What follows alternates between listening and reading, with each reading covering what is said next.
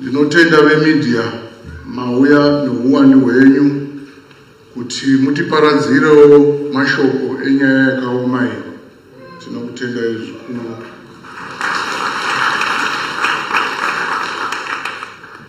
Mova uchirirawo muchiziva kuti pane zvavari kutsvaga.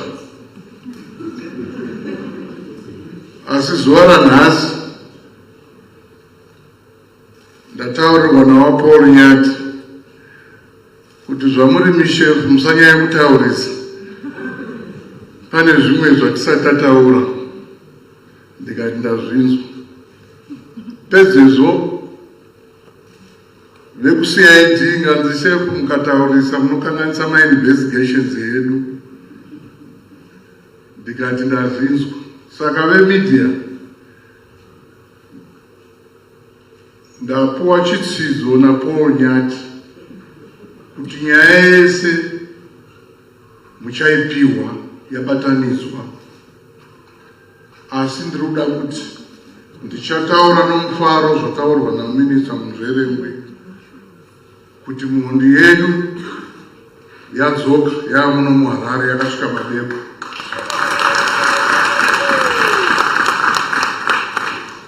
Saka iwo minista Muzverengwe ndotovakumbirira pano pane vanhu, nokuti tikazokumbira ndiri ndega pano mungazondirambira. Tokumbirawo kuti muite reassure vanhu vekudistrict kwakaitika ngozi iyi, vanhu vabvume kuti zveshuwa munhu uya akabatwa. Tamboedza kubisa nomumapepa, asi kune vamwe vari kufungidzira kuti haatizi here kwavo muri uku. Ndoda kutaurai kuti nemakumbo takasunga.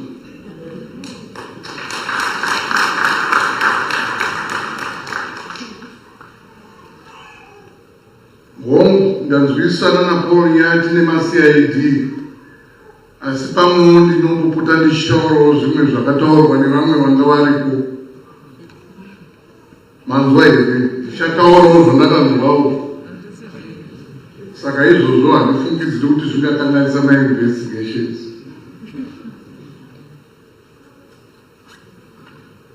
Womundakamira pamberi penyu kudai, ndapuwa mashoko naActing President Comrade General Constantino Chiwenga vachiti pavari kuenda kuchurch service vauzei kuti vakuru venyu tiri tese. Ndavapazve zvakare mashoko anditi tese tinoziva kuti General Chiwenga vanobvawo futi kuwedza kumusha, saka vanga vachiteerera nyaya iyi kubva payakatanga kusvika izvozvi. It's almost like every hour pakaitika chimwe chinhu ndinenge chingoupdateawo kuti zvinhu zvapakati. Asi zvisinei hazvo, ndine mashoko andinoda kupa nemamwe andagadzirira, asi tichiverenga tichiona kuti hatibudisi nyaya tichitozokanganisa nyaya kukoti. Asi tiri ipapo zvakare, nhasi uno takaunganira mhuri yomufi nehama dzese.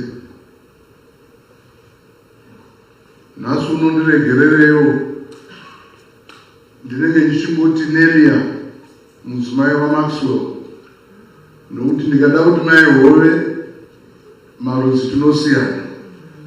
Ukati mai hove pamwe wareva mbuya, ndichangoti Nelia mudzimai waMaxwell. Asi tiri ipapo zvakare, semukuru wemapurisa ndakamirira mapurisa ese, ndiri kuda kuti church service ino ipararirewo nekumhuri kune vamwe kwakaitikawo ngozi iyi. Ndichidero ndinokutarisira mhuri yavaCrispin Mubvana kane Rusine, ava vari mufundisi akapfurwa naJason. Tichizobata mhuri yedu yepaHove, tina Maxwell the late ari pamberi pedu apa. Tozouya mhuri yaMunashe Mujane, uyu akapfurwa paMukamba Business Center ikoko kuwedza uku. saka tiri kuti tiri pamwe nemhuri idzodzo. Saka ndotanga ndichiremekeza Director of Ceremonies, Superintendent takaendesa, ndichipa rukudzo kuna Minister wedu vePumashi East Province, Comrade Apollonia Munzerengwi. Ndouya kuna Chaplain General, Assistant Commissioner Reverend Dr. Doyce. Ndozouya kune mhuri yepahove kunyanyanya Nelia nevana vasiyiwa nomuchakabvu,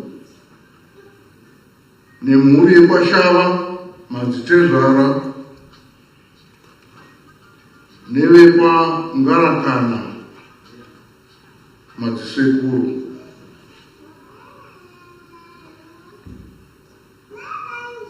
Panzi parufu rwangu tinochema, asi pamwe tinenge tichipemberawo nemabasa aibatwa nemukomana atisiya uyu.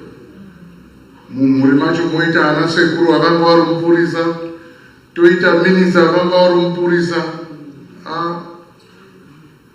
Muri kuona kuti kabasa kacho kanenge kanonakidza futi aka.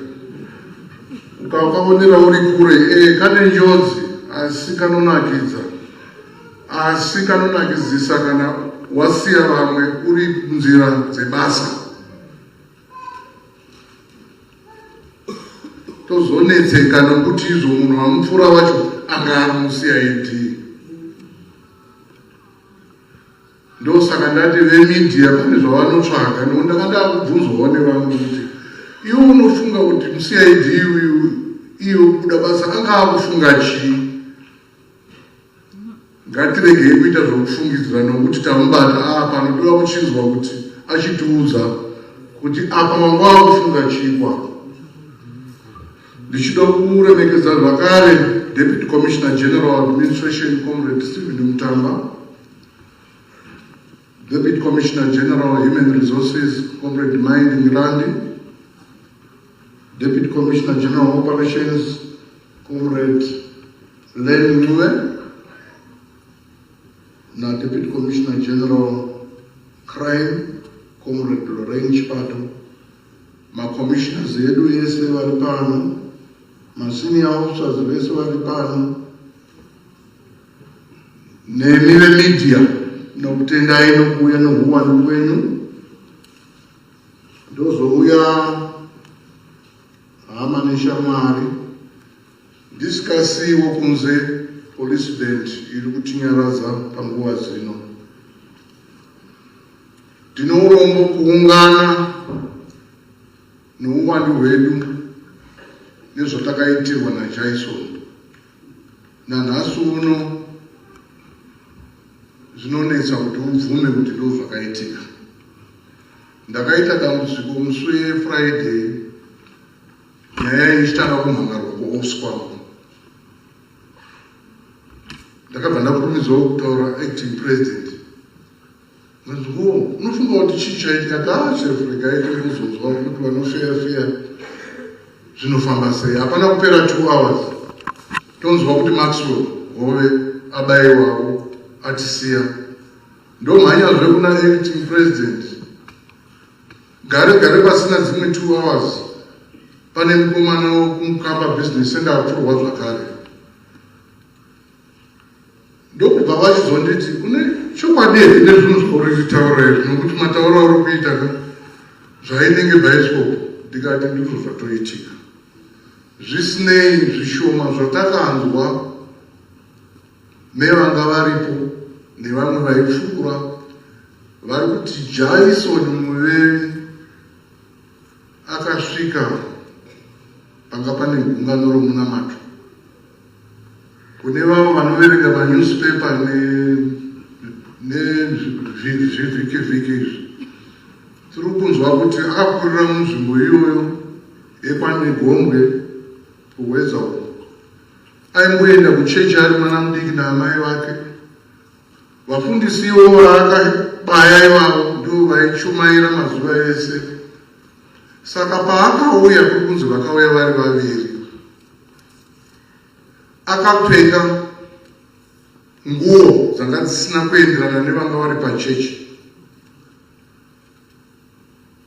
Vakamuona ndokubva vamupa mucheka wokuti afukidze nhumbi dzake, akatora akazvisungirira mucheka uya. Tichinzwazve zvakare kuti kana uri muenzi pasangano iri unogara kumashure, asi iye akaenda kunogara kumberi. Vanhu vakati munhu anoda kunzwisisa shoko.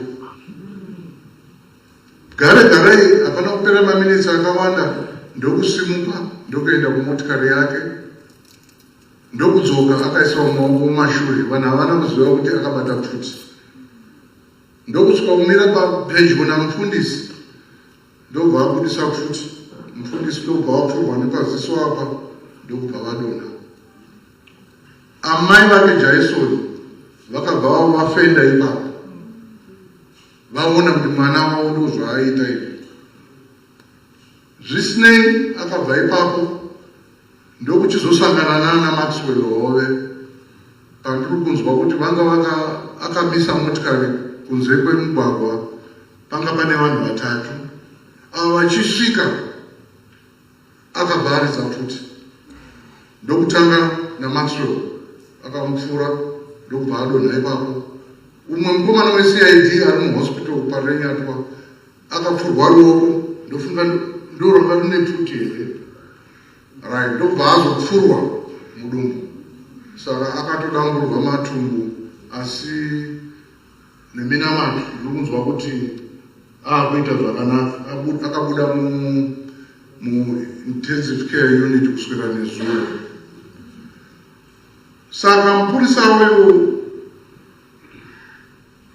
apfurwa, Jason akatora motikari yake ndokuenda kumukamba. Asvika kumukamba, uyu mukomana waakapfurwa panze akaona vari vaviri vachitaura. Ndofunga mukaverenga manewspaper ana Herald ana Daily News vari kutaura kuti hapana anoziva kuti vakataura chii vari vaviri.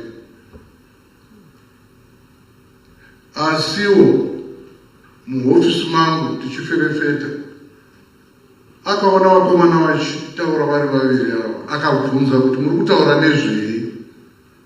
Semunhu anenge atokanganisika arofunga kuti muri kutaura nezvangu, hapana akapindura. Ndokubva apfura mukomana uyu, ndokubva apfuurira.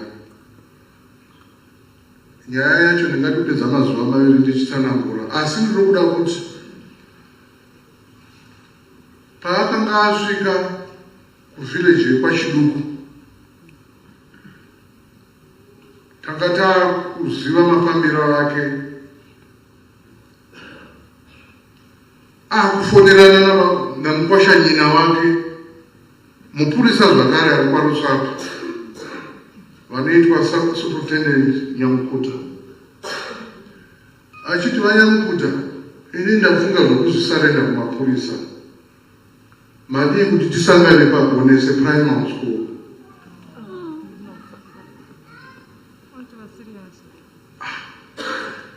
Kana neniwo ndakanga ndasununguka kuti zvinhu zvedu zvaakuita musoro mugovera iwoyo.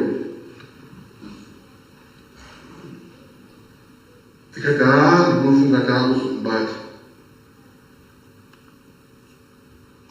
Tochizonzwa musi wesono ndokuzonzwa kuti akapamutaza. Ndofunga zvakaitwawo pamutaro tese takangoverengawo mumapepa. Asi vemedia ndinoda kuita yashuwa kuti kana taverify through our investigations, you get the whole story from our spokesperson. Saka tatoona kuti panapa apa ndofunga zvinhu hazvina kuchamira mushe. Ipapo ndoda kutanga ndatenda mauto edu weZimbabwean Defense Forces vakanga vatipa helicopter yokuti timhanye nayo munzvimbo. ndochizotendawo hurumende nemapurisa okuMozambique. Taona kuti mukomana uyu kufunga akuda kuzokurosa uyu, takamhanyisa mapictures ake kune vamwe vedu kuMozambique kuti tiri kutsvagawo munhu uyu, asi ane pfuti. Saka paakakurosa ari kunzi akasvika pakaita pamusha, ndichiri kuita zvokunzwa hatisati tanyatsofefeta chaizvo, ndichiri kutaura zvokunzwa. Kwanzi akasvika panga pazere vanhu. Munongoziva mataxis okuMozambique mazhinji acho midhudhudhu. Ndichitendesesa zvikuru kuvakuru vedu vokunoko kuti zvatakaitirwa negavhemende yokuMozambique hazviwanzoitika mazuva ese.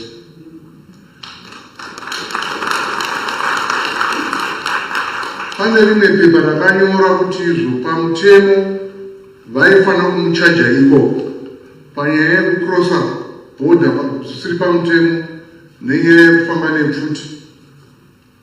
Pamwe aitozocharjwa futi, asiwo vakanga vanzwa chichemo chiri kuno kuZimbabwe.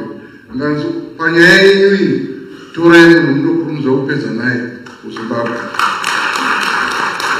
Saka tinovatendesesa zvikuru, tichakumbirawo kuti vakuru vedu vanyorewo magwaro vakatimirirawo kuti tivatendesese zvikuru. Tichatendawo hurumende nemapurisa okuMozambique kuInterpol. Tina president weInterpol ari kuuya mwedzi uri kuuya uyu for the first time in history kunzwa kuti Zimbabwe yatsikwa napresident weInterpol. Saka tinenge tichimugashira pamwe chete nachairman wedu weSAPCO, mukuru wemapurisa okuNamibia. Tichange the media tichange tichizokupai story yacho, musamhanya zvinhu. Nokuti vamwe vakuchinja headline nyika izvo zvinokanganwa zvaMax vakutofunga zvekuInterpol. Aiwa, tokupai zvese, nhasi tongoita zvatafambira izvi. Saka honorable minister Muzverengwe, ndinotenda nenguva yamatukudzana kuti munge muri pano. Munoziva zvimwe zvinhu pachipurisa tinosangana nevanhu vachangobva kufa vakaora vakaita setinongonhonga nemaoko, asi chiitiko chakaitika kumashirisi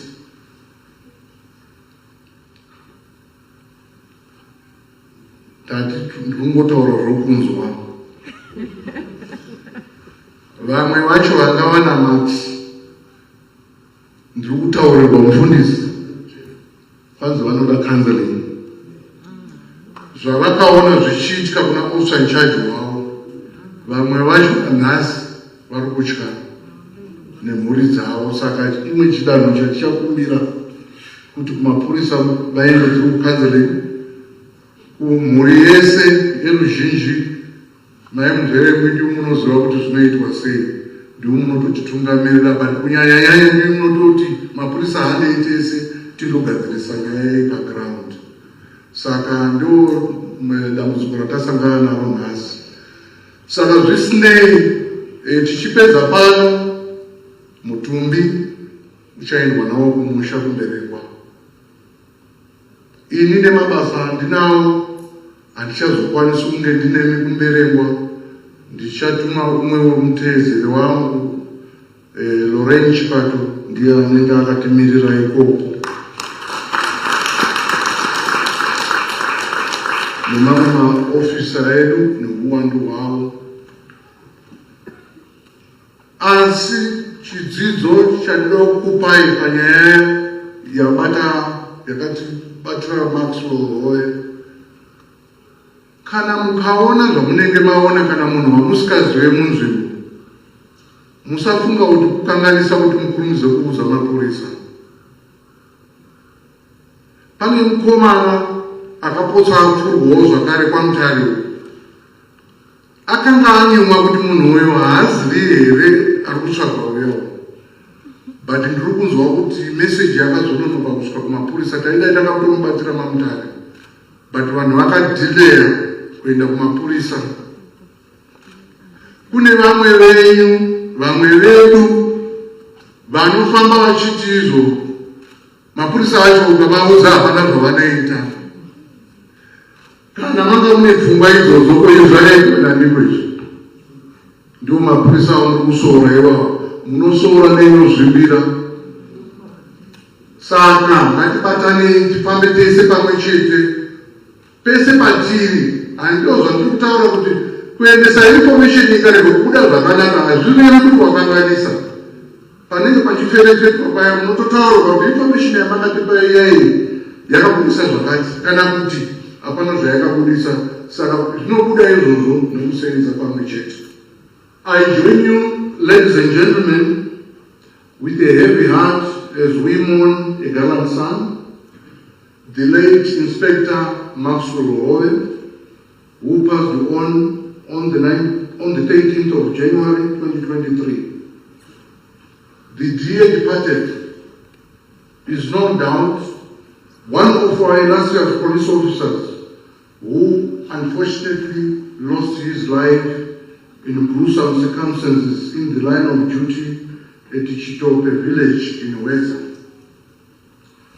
What pains us most is the fact that Maxwell dedicated his life to protecting his fellow citizens from societal misfits. He tirelessly endeavored to preserve law and order, peace and tranquility in his beloved country, Zimbabwe. The late Inspector Howe was attested into the Zimbabwe Republic Police on the 17th of May 1999 and rose through the ranks to become an inspector. During his impeccable 23-year service, Max worked at various police stations across the country, including Chivu, Harare Central, Milton Park, Mutawatawa, among others. At the time of his death, Inspector Howe was the officer in charge of Weza.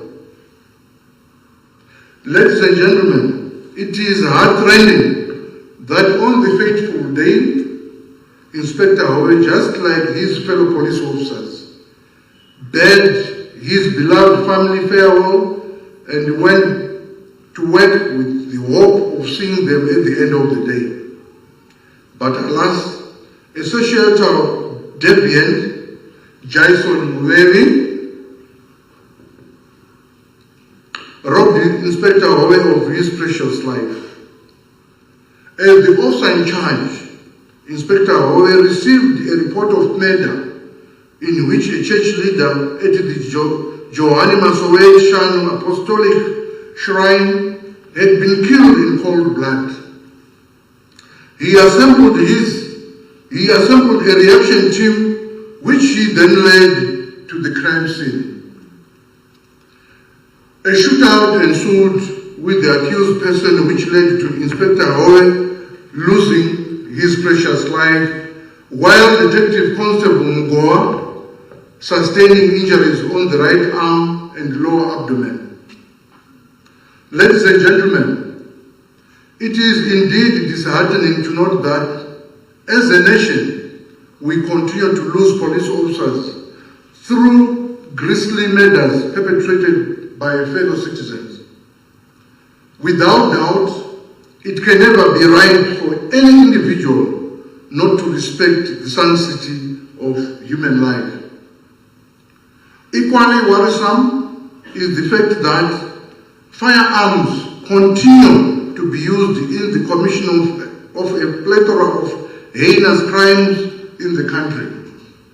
We have also gathered with concern that despite government's amnesty on holders of unregistered firearms to surrender them, many such weapons are being recovered at crime scenes.